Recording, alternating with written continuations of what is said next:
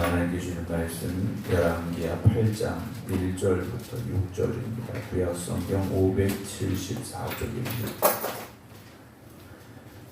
구약성경 574쪽 열왕기하 8장 1절부터 6절입니다. 엘리사가 이전에 아들을 다시 살려준 여인에게 이르되 너는 일어나서 네 가족과 함께 거주할 만한 곳으로 가서 거주하라. 여호와께서 기근을 부르셨으니 그대로 이 땅에 7년 동안 임하리라 하니 여인이 일어나서 하나님의 사람의 말대로 행하여 그의 가족과 함께 가서 블레셋 사람들의 땅에 7년을 우거하다가 7년이 다음에 여인이 블레셋 사람들의 땅에서 돌아와 자기 집과 전토를 위하여 호소하려 하여 왕에게 나아갔더라. 그때 왕이 하나님의 사람인 사환 게하시와 서로 말하여 이르되 너는 엘리사가 행한 모든 큰 일을 내게 설명하라 하니 게하시가 곧 엘리사가 죽은 자를 다시 살린 일을 왕에게 이야기할 때에 그 다시 살린 아이의 어머니가 자기 집과 전토를 위하여 왕에게 호소하는지라. 게하시가 이르되 내 주 왕이여 이는 그 여인이요 저는 그의 아들이니 곧 엘리사가 다시 살린 자니라 하니라.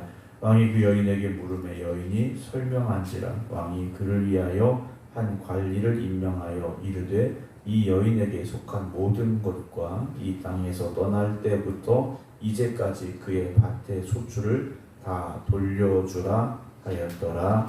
아멘. 할렐루야. 하나님께서 이스라엘 백성들을 사랑하시고 축복하시는 은혜를 주십니다. 그럼에도 불구하고 우리가 말씀을 계속해서 보게 됩니다만 하나님을 대적하는, 우상을 숭배하는, 그래서 하나님의 말씀에 불순종하는 모습들이 그들 안에 계속 되어지고 있음을 이제 보게 되는데요. 오늘 본문의 말씀은 11개의 말씀이 쭉 이어지고 있는데 우리가 성경을 읽을 때 모든 내용이 시간의 순서에 따라 기록되지 않았다라는 것도 알아야 됩니다. 그러니까 창세기에서도 요한계시록까지 모든 성경이 시간적인 흐름에 따라서 순서대로 다 기록된 것이 아니다라는 거죠. 성경 곳곳이 때로는 시간의 순서가 아니라 어떤 하나님께서 우리에게 주고자 하시는 말씀에 따라서 앞뒤가 바뀔 수도 있는 내용들이 있다라는 것을 우리가 알아야 됩니다. 오늘 열왕기하 8장의 말씀은 엘리사의 사람 게하시가 등장을 하는데 게하시는 이미 어떤 상황이었습니까? 나아만 사건에서 문둥병이 걸린 사람으로 성경은 우리에게 말씀해 주고 있는데 오늘 게하시가 등장을 합니다. 아마도 나아만 사건 이전에 되어졌던 일이었으리라 우리가 추측을 할 수 있는데 하나님께서는 오늘 8장에 그 말씀을 기록하셨고 우리가 오늘 8장에서 그 말씀을 만나게 해주시는데요. 오늘 8장 1절 보면 엘리사가 이전에 아들을 다시 살려준 여인에게 이르되 수남연에게 갔습니다. 가서 한 소식을 전하는데요. 너는 일어나서 네 가족과 함께 거주할 만한 곳으로 가서 거주하라. 여호와께서 기근을 부르셨으니 그대로 이 땅에 7년 동안 임하리라는 하나님의 말씀을 선포하게 됩니다. 이 여인은 하나님께 지금 살려주시겠다고 7년 동안 이스라엘 땅을 떠나라라는 하나님의 명령을 받았습니다. 우리 같으면 사실 집을 놔두고 땅을 놔두고 7년 동안 떠난다 쉽지 않은 명령입니다. 근데 이 여인은 진정으로 하나님을 만난 사람입니다. 그래서 하나님의 말씀에 전적으로 그리고 즉각적으로 순종하는 모습을 우리에게 보여줍니다. 오늘 우리가 하나님의 말씀에 순종하지 못하는 이유 중에 한 가지가 무엇이냐? 하나님을 진정으로 만나지 못했기 때문에 순종하지 못합니다. 만약에 우리가 지금까지 신앙생활을 하면서 하나님을 진정으로 만났다, 즉 진짜 만났다면 하나님이 우리에게 어떤 말씀을 하시든지 순종할 수밖에 없습니다. 하나님이 말씀하시는데 어떻게 순종하지 않습니까? 하나님의 명령이라면 우리는 순종해야 되고 순종할 수밖에 없죠. 우리는 순종에 대해서 말할 때 빼놓을 수 없는 사람을 아브라함으로 말할 수밖에 없지 않습니까? 아브라함은 아들 이삭을 번제로 바치라는 하나님의 명령을 받았습니다. 그것도 네 독자, 네 사랑하는 아들 이삭이라고 하나님께서 말씀하실 정도로 소중한 아들이었습니다. 그러나 아브라함은 하나님의 명령에 어떻게 합니까? 순종했다라는 거죠. 100세에 얻은 아들이지만 그 아들 역시 하나님이 주신 것임을 아브라함은 고백하기에 하나님의 말씀에 순종해야 하고 순종할 수밖에 없었고 그리고 순종했다라는 겁니다. 오늘 저와 여러분들도 내 생각이 아니라 하나님의 명령에 하나님의 말씀에 순종하시기 바랍니다. 그럼 우리가 고민할 필요가 없지 않습니까? 하나님의 명령에 왜 고민합니까? 어제도 아까 잠깐 말씀드렸습니다. 지구 목사님 그 교인분이 고립이 됐어요. 119가 출동을 해서 빨리 나오라고 하는데 못 나오고 있었답니다. 왜 못 나왔느냐? 소들을 지키려고 못 나왔다라는 거죠. 사람의 목숨이 중요할까요? 소의 목숨이 중요할까요? 사람의 목숨이 중요합니다. 근데 이분은 소를 지키겠다고 나오지 않았는데 결국 이제 소방관들이 들어가고 경찰이 들어가서 대피를 시켰다라고 전해 들었는데 우리가 하나님의 말씀에 순종할 때도요. 사실 우리의 형편이 있고 처지가 있고 상황이 다 있습니다. 그 상황에서는 이렇게 하는 게 맞는 것 같다라는 내 생각이 들 수도 있어요. 내 판단이 올 수도 있다라는 거죠. 그러나 하나님의 명령이라면 내 생각이나 내 판단은 내려놓을 수 있어야 되고 내려놔야 됩니다. 내 기분도 내려놓을 수 있어야 된다는 거죠. 근데 우리는 하나님 지금은 아닌 것 같아요 라고 말할 때가 있다라는 거죠. 하나님 말씀 맞습니다. 말씀 다 알고 맞는데 하나님 지금은 아닌 것 같습니다 라고 우리가 하나님의 말씀에 불순종할 때가 있다라는 거죠.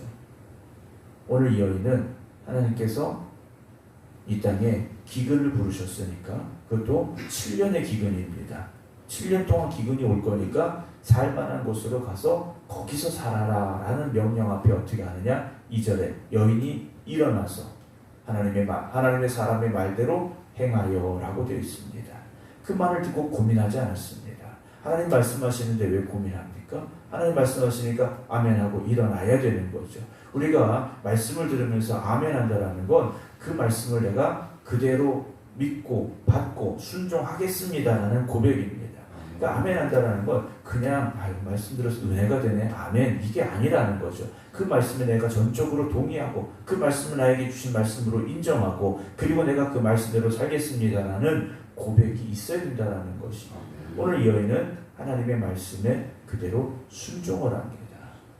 여기 이제 7년 동안 기근이라고 되어 있는데 하나님은 이 수냄 여인을 살리시기로 계획하셨고 살리시려고 명령하셨습니다. 반대로 이스라엘 땅은 7년의 기근이 오게 된다는 거죠. 근데 이 기근은 그냥 오는 기근이 아닙니다. 1절 다시 보면 여호와께서 기근을 부르셨다 그랬습니다. 하나님이 기근을 부르신 것, 그러니까 이 땅의 기근을 하나님께서 주신 겁니다. 이건 하나님의 심판이고 하나님의 징계라는 거죠. 하나님의 심판과 징계입니다. 하나님께서 한 여인을 살리시겠다고 살리는 길로 보내셨고 그리고 그 땅에는 기근과 심판을 주고 계시다는 사실입니다. 오늘 저와 여러분들은 하나님이 살리시려고 계획하시는 그래서 하나님께서 살리시려고 우리를 움직이시는 삶이 되길 수 있기를 주님의 이름으로 축원합니다. 2절에 여인이 일어나서 하나님의 사람의 말대로 행했습니다. 그리고 그의 가족과 함께 가서 블레셋 사람들의 땅에 7년을 우거했다 라고 되어 있죠. 이 7년 동안 하나님께서 이 여인을 어떻게 하셨겠습니까? 지키시고 보호하시고 살리셨다라는 거죠. 가서 어떻게 살아? 얼마나 걱정이 많았겠습니까? 근데 하나님은요 이 여인을 살리셨습니다. 그런데 블레셋 땅이라고 되어 있어요. 애굽 땅도 아니고 블레셋 땅입니다. 그리 멀지 않은 곳이에요. 멀지 않은 곳이지만 하나님의 심판이 있는 곳과 하나님의 은혜가 있는 곳은요 구분되어질 수밖에 없습니다. 오늘 우리가 이 땅에 살아가면서 여러분들이 하나님이 축복하시는 사람들이 되시기 바랍니다. 3절 7년이 다함에 여인이 블레셋 사람들의 땅에서 돌아왔습니다. 왔는데 문제가 생겼습니다. 자기가 전에 살던 집과 전토가 자기게 아닌 게 되어버린 겁니다. 다른 사람들이 들어와서 자기 집에 살고 자기 밭을 자기 땅이라고 우기는 겁니다. 이 여인이 어떻게 합니까? 호소하려 하여 왕에게 갔습니다. 이스라엘 백성들은요, 땅은 절대로 소유자가 바뀔 수 없습니다. 근데 아마도 이 여인이 7년 동안 돌아오지 않으니까 그 지역의 사람들이, 동네 사람들이 그 땅을 차지해버린 것 같습니다. 그리고 다 자기들끼리 입을 맞춘 것 같아요. 그래서 여인이 할 수 없이 왕에게 갔는데 4절, 그때 여인이 왕에게 가는 그때입니다. 왕이 하나님의 사람의 사환 게하시와 서로 말하여 이르되, 그 시간에 게하시가 어떤 이유에서인지 왕궁에 갔고 왕과 대화를 나누고 있었습니다. 그때 왕이 게하시에게 말했어요. 너는 엘리사가 행한 모든 큰 일을 내게 설명해라. 야, 엘리사가 그렇게 대단한 사람이야? 엘리사가 도대체 무슨 일들을 했는지 나한테 다 얘기해라. 왕이 게하시에게 말을 한 겁니다. 5절, 게하시가 곧 엘리사가 죽은 자를 다시 살린 일을 왕에게 이야기할 때 엘리사가요, 죽은 이 아들을 살린 이 놀라운 기적의 사건을 게하시가 왕에게 아마 설명을 하고 있었던 것 같습니다. 그런데 마침 그때 다시 살린 아이의 어머니가 자기의 집과 전투를 하여 왕에게 호소하러 거기 왔다라는 거죠. 여러분, 이게 우연이겠습니까? 우연도 이런 기가 막힌 우연이 있을 수 있겠는가라는 거죠. 하나님의 시간표대로 우리가 움직인다면, 하나님의 명령대로 움직인다면, 여러분, 이런 기가 막힌 우연이 우리에게 임하는 하나님의 은혜가 있고 하나님의 시간표대로 되어지는 역사를 체험하는 여러분들이 될 줄로 믿으시기 바랍니다. 게하시가 말합니다. 내 주 왕이여, 이는 그 여인입니다. 저는 그의 아들입니다. 곧 엘리사가 다시 살린 자입니다. 라고 말하는, 게하시가 수냄 여인과 아들에 대해서 열심히 설명하고 있는데 왕이 어떻게 그럴 수 있겠냐? 아마 그럴 수도 있겠죠. 야, 어떻게 사람이 다시 사냐? 할 수도 있었을 겁니다. 근데 여인이 마침 아들과 함께 왕에게 온 겁니다. 게하시가 깜짝 놀랐겠죠. 왕이시여, 저 여인입니다. 저 아이가 죽었다가 살아난 아이입니다. 라고 설명을 한 거죠. 왕에게 말을 한 겁니다. 6절, 왕이 여인에게 물으며 여인이 우리가 이렇게 됐습니다. 라고 설명을 하죠. 내가 7년 동안 하나님이 기근을 이 땅에 내리신다고 해서 블리스 땅에 가서 살다 왔는데 내 집과 전토를 다른 사람들이 다 가져갔습니다. 그랬더니 왕이 어떻게 합니까? 그를 위하여 한 관리를 임명하여 라고 되어 있습니다. 이 여인의 억울함을 풀어주기 위해서 직속 관리 한 명을 붙여줬다라는 거죠. 그리고 거기다가 집을 찾아주고 땅을 찾아줘라, 이것뿐만이 아니라 이 여인에게 속한 모든 것과 이 땅에서 떠날 때부터 이제까지 그의 밭의 소출을 다 돌려줘라. 7년 동안 그 여인의 밭에서 난 소출도 이 여인에게 다시 다 찾아줘라 라고 왕이 명령을 했다라고 되어 있습니다. 그럼 이 여인은 어떻게 이런 놀라운 축복을 누리는 사람이 됐을까라는 거죠. 이 여인이 엘리사에게 어떤 일을 했던가, 하나님 앞에 어떤 여인이었던가를 우리는 잊어서는 안 된다는 겁니다. 여러분, 오늘 우리가 뿌리는 믿음의 씨앗이, 우리가 뿌리는 헌신의 씨앗이, 우리가 뿌리는 그 충성의 씨앗이 결코 헛되지 않음을 잊지 마시기 바랍니다. 하나님은 기억하고 계십니다.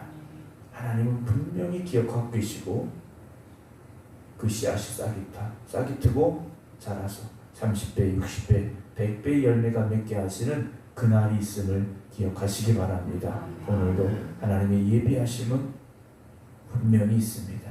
하나님의 역사하심은 분명히 있습니다. 오늘도 그 하나님 앞에 헌신하고 충성할 수 있는, 그래서 하나님의 은혜와 하나님의 축복을 누릴 수 있는 우리 모두가 되어지기를 주님의 이름으로 축원합니다. 기도하겠습니다. 하나님이 기쁘게 받으셨던 수냄 여인의 이 믿음과 헌신을 하나님은 축복으로 갚아주고 계십니다. 오늘도 우리가 살아가는 삶에서 하나님의 말씀에 온전히 순종할 수 있는 믿음 가지게 하여 주시옵소서. 우리가 말씀을 들을 때 하나님의 말씀이 옳습니다, 하나님의 말씀이 맞습니다 고백하면서도 정작 우리는 그 말씀에 순종하지 못할 때가 있습니다. 주님, 내 생각은 내려놓게 하시고 하나님의 말씀에 순종하여 하나님이 기뻐하시는 길로 나아갈 수 있는 저희들 되게 하여 주시옵소서. 또한 믿음의 길을 열심을 다하여 걸어가게 하시고 하나님 앞에 헌신하고 충성하는 저희들 되게 하여 주시옵소서. 우리의 헌신이, 우리의 수고가, 우리의 충성이 결코 헛되지 않음을 오늘도 이 말씀을 통하여 보게 됩니다. 환난 가운데도 지켜주신 하나님, 환난 가운데도 축복하시고 회복시켜 주시는 하나님을 우리가 잊지 않게 하여 주시옵시고 오늘도 믿음으로 이 하루를 살아갈 수 있는 저희들 되게 하여 주시옵소서. 죽도록 충성하는 믿음의 일꾼들 되게 하여 주시옵소서. 이제는 우리 주 예수 그리스도의 은혜와 아버지 하나님의 무한하신 사랑하심과 성령님의 감동 감화 역사하심이 오늘도 하나님의 말씀에 순종하며 헌신하고 충성하는 삶을 살겠습니다. 기도드리는 모든 성도들 위해 이제부터 영원토록 함께 하시기를 간절히 축원하옵나이다. 아멘.